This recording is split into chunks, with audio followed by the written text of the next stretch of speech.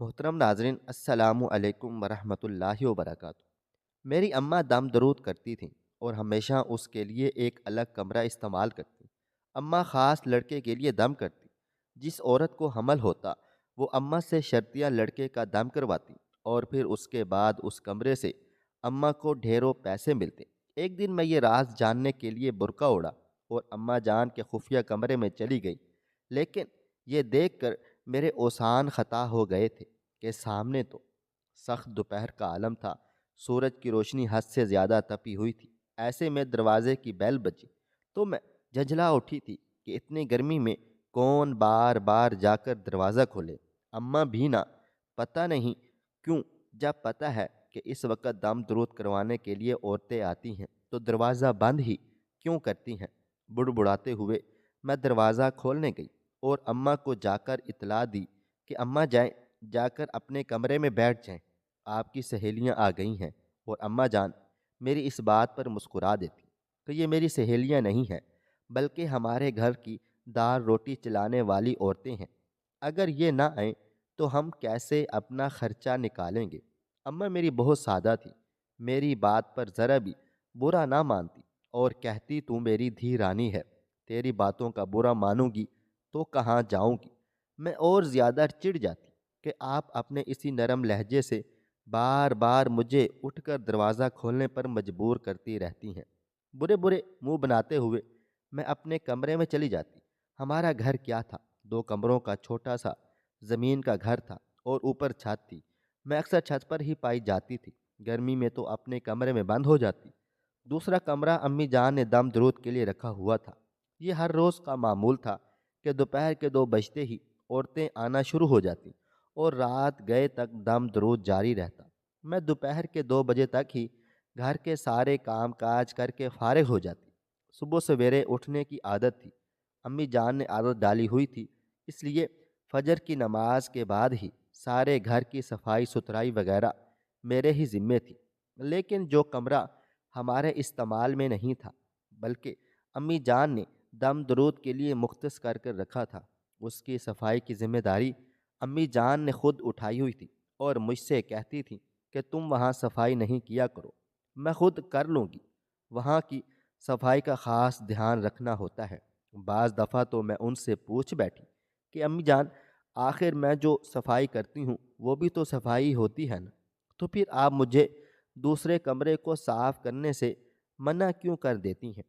وہ میرے سر پر ہلکی سی چپت مار کے کہتی کہ تو نہیں سمجھے گی، اس لیے ایسے سوال بھی نہ پوچھا کر۔ اور میں اپنا سا منہ لے کر رہ جاتی تھی کہ امی نہ جانے کیوں ہر چیز میں ایک راز چھپا ہوا محسوس کرواتی ہیں۔ امی جان ویسے تو ہر چیز کے لیے دم درود کرتی تھیں، لیکن جس چیز میں امی جان کی مشہوری دور دور تک پھیل گئی تھی اور وہ یہ تھی کہ جو عورتیں حاملہ ہوتی وہ امی جان سے خاص طور پر دم کروانے آتی اور کہتی کہ بی بی صاحبہ ہمیں ایسا دم کر دیجئے کہ جس کی بدولت اللہ پاک ہمیں نرینہ اولاد کی نعمت سے نواز دے۔ ہمارے گھر والوں نے ہمارا جینا حرام کیا ہوا ہے کہ اس بار صرف بیٹا ہی ہونا چاہیے۔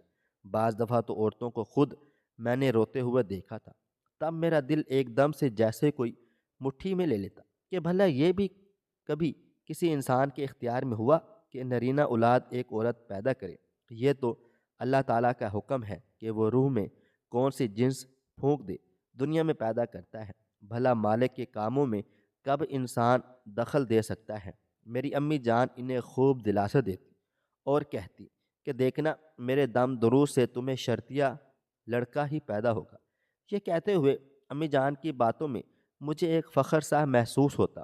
بعض دفعہ مجھے بالکل بھی اچھا نہ لگتا کہ امی جان ایسا دم کیوں کرتی ہیں، بلکہ انہیں تو ان عورتوں کو یہ کہنا چاہیے کہ تم اپنے گھر والوں کو سمجھاؤ، بھلا نرینہ اولاد عورت کیسے پیدا کر سکتی ہے، چاہے لڑکا ہو یا لڑکی، یہ تو اللہ تعالیٰ کی دین ہوتی ہے۔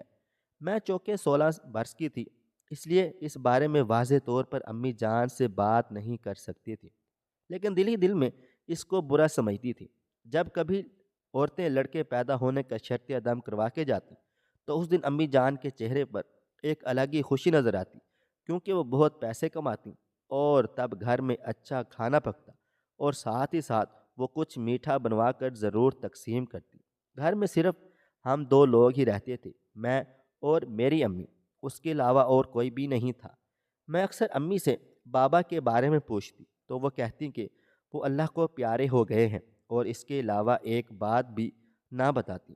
تب میرا دل کرتا کہ کاش وہ مجھے میرے بابا کے بارے میں تفصیل سے ہر بات بتایا کریں، تو میں بھی تو محسوس کروں کہ وہ میرے آس پاس ہی ہیں، بھلے میری نظروں کے سامنے نہیں ہیں، لیکن ان کا وجود میرے آس پاس موجود رہتا ہے۔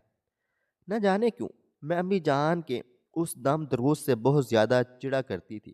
شام کو میں فارغ ہو کر ٹیوشن بھی پڑھایا کرتی، لیکن اس سے اتنے پیسے نہیں ملتے تھے کہ میں اپنی ضروریات پوری کرتی، اس لیے امی جان سے ہی مجھے پیسے مانگنے پڑتے۔ بعض دفعہ امی جان بن کہے بھی میری ضروریات پوری کر دیتی، لیکن نہ جانے کیوں میرے دل میں ایک کھٹکا سا لگا رہتا تھا کہ یہ پیسہ کیسا ہوگا؟ کیا امی جان جو یہ دم درود کرتی ہیں شرطیہ لڑکا ہی پیدا ہوگا؟ یہ شریعت کی نظر میں ٹھیک ہے بھی یا نہیں؟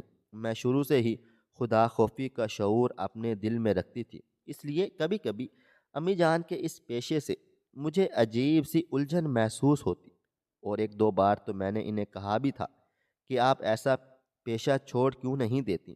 اس سے اچھا تو یہ ہے کہ آپ دوسروں کے گھروں میں کام کاج کر لیں، کم سے کم آپ کو یہ احساس تو ہوگا کہ میں نے محنت کی اور اس کا صلہ ملا ہے۔ میری اس بات پر امی نے پہلے تو مجھ پر غصہ کیا، لیکن پھر مجھے پیار سے سمجھاتے ہوئے کہنے لگی، پگلی تو نہیں سمجھے گی، تو نے میری جگہ زندگی نہیں گزاری، تو خود کو میری جگہ پر رکھ کر دیکھے گی تو ہر چیز صاف اور واضح ہوتی چلی جائے گی۔ میں ان کی اس بات پر صرف سر ہلا کر رہ جاتی کہ ان کی کوئی بھی بات میرے پلے نہیں پڑتی تھی۔ اسی دوران ہمارے محلے میں ایک نئی آنٹی رہنے آئی، اور انہوں نے گھر گھر جا کر بتانا شروع کر دیا کہ میں سلائی سکھاتی ہوں۔ مجھے ویسے بھی سلائی سیکھنے کا بہت شوق تھا، چنانچہ میں نے امی جان سے کہا کہ آپ میرا داخلہ وہاں کروا دیں، میں وہاں شوق سے جاؤں گی اور پھر سلائی سیکھ کر محلے کے تمام عورتوں کے کپڑے سلائی کیا کروں گی۔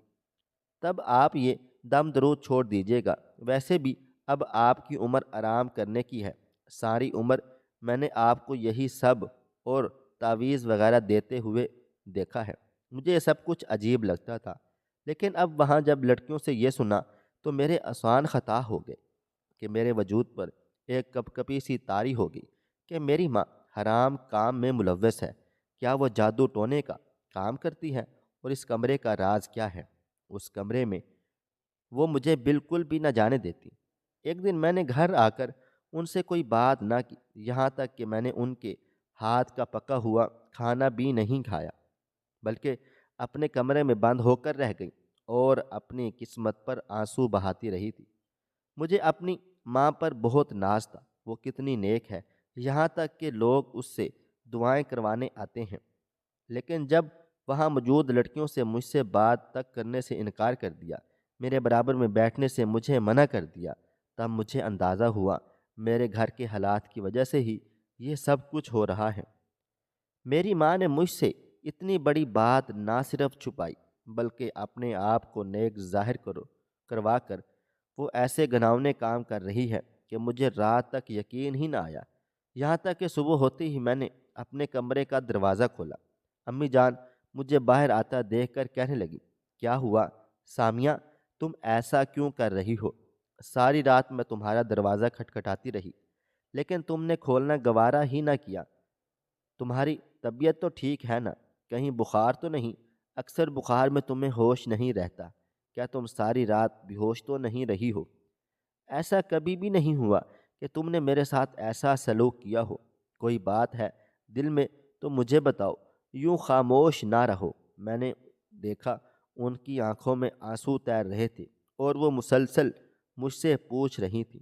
میں نے ان سے جھوٹ بولا کہ نہیں، مجھے بخار نہیں تھا، میری آنکھ لگ گئی تھی، کل سے بہت زیادہ تھکن محسوس ہو رہی تھی۔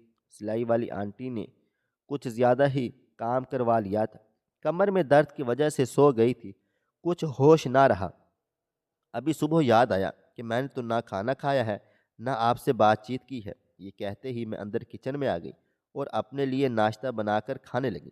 میری امی جان مجھے دیکھ کر رہ گئیں اور کہنے لگیں، کیا ہو گیا ہے سامیہ؟ تم نے نہ اپنی ماں سے پوچھا کہ آپ نے رات کا کھانا کھایا ہے اور نہ مجھے ناشتہ بنا کے دیا، بلکہ اپنا ہی سوچ رہی ہو۔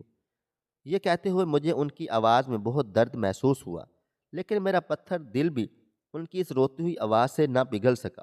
میں نے بس معذرت خواہ نگاہوں سے ان کی طرف دیکھا اور کہنے لگی، امی، آپ کو بتایا تو تھا کہ میری کمر میں بہت درد ہے۔ آج کے لیے تو آپ ناشتہ خود بنا لیں، کل سے میں آپ کو بنا دوں گی۔ یہ کہہ کر میں نے ان کی طرف یوں دیکھا جیسے احسان عظیم کیا ہو۔ اس کے بعد پورے 2 بجے تک میں نے امی جان سے بات نہ کی، گھر میں صفائی میں جت گئی۔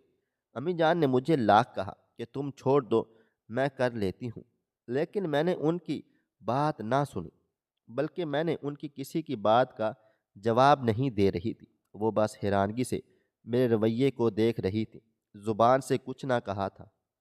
2 بجتے ہی ان کے گاہکوں کی لائن لگ گئی تھی، تو میں نے ان سے کہہ دیا تھا، امی، اب مجھ سے روز روز اٹھ کر دروازہ نہیں کھولا جاتا، اب 2 بجے سے لے کر شام کو 8 بجے تک گھر کا دروازہ کھول دیا کریں، میں کمرے میں بیٹھ کر کمرے کا دروازہ بند کر لیا کروں گی۔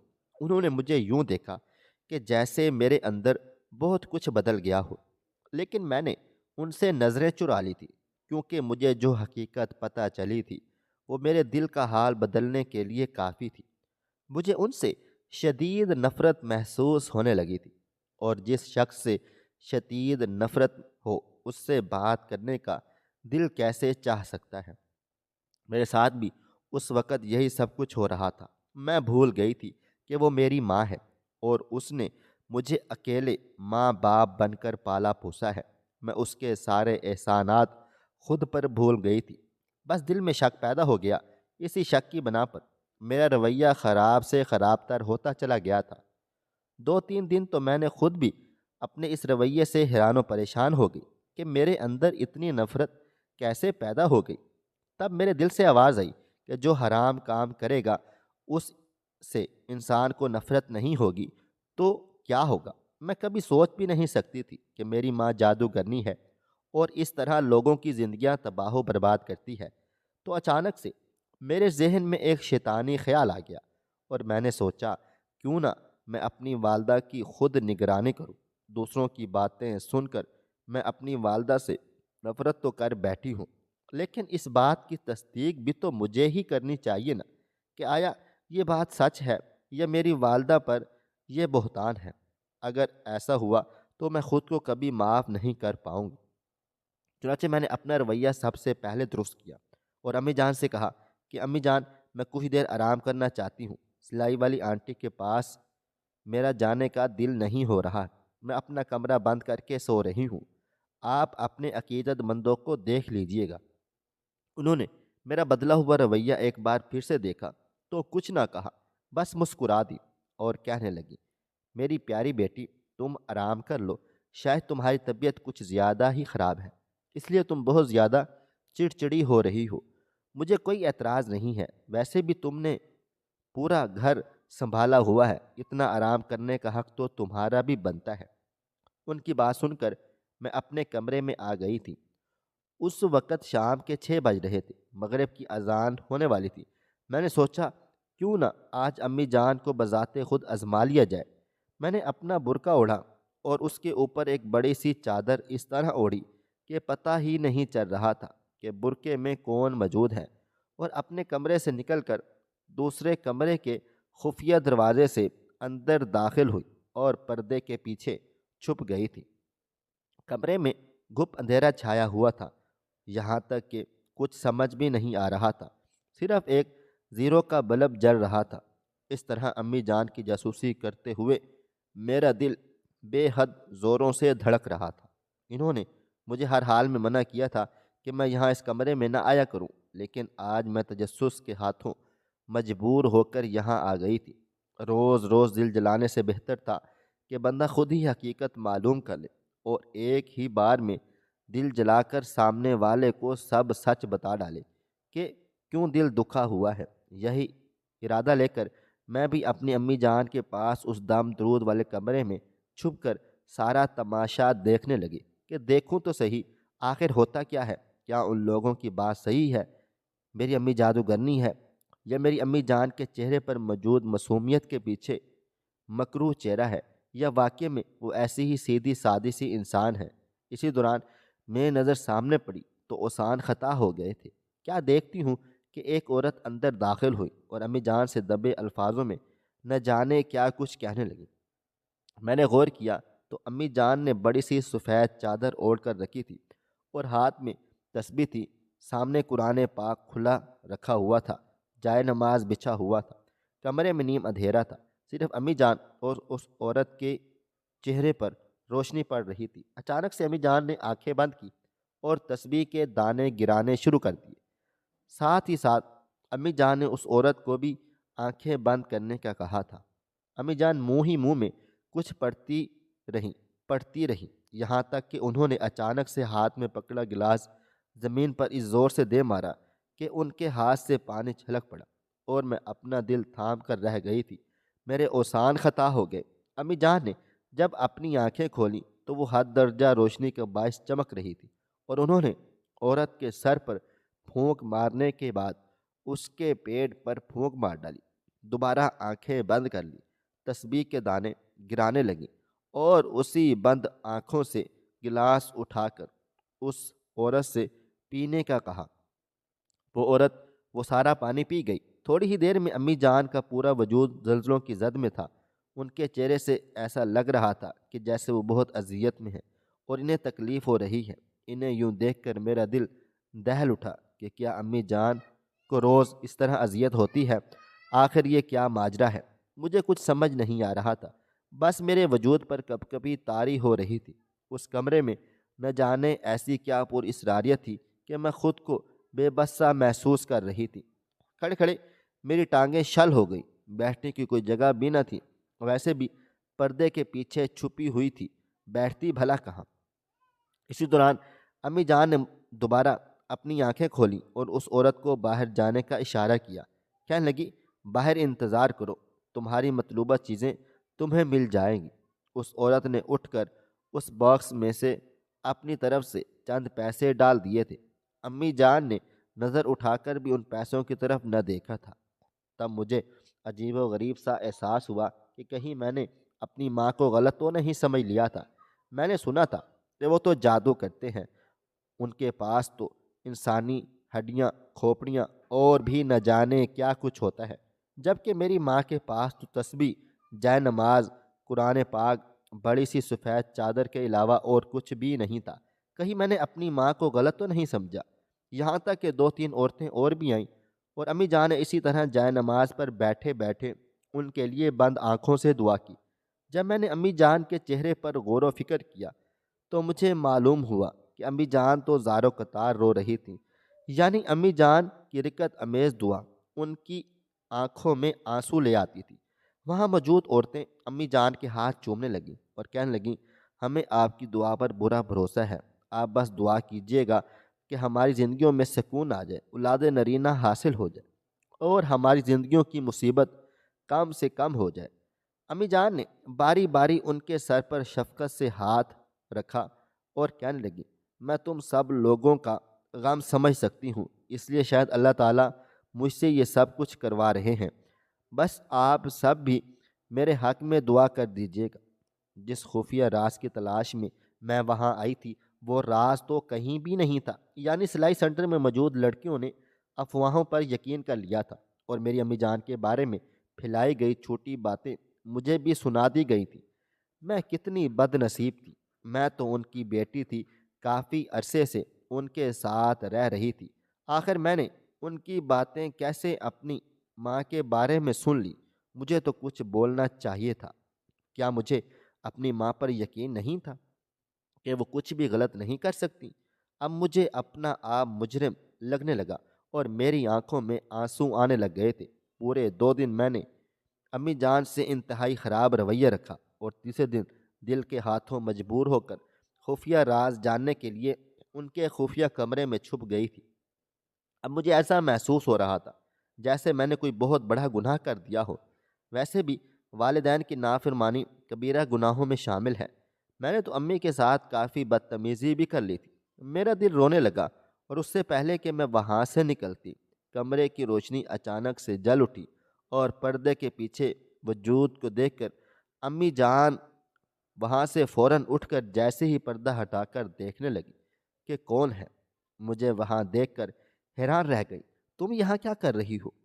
تم نے تو مجھے کہا کہ میں سو رہی ہوں، تو پھر یہاں کمرے میں کیسے آئی؟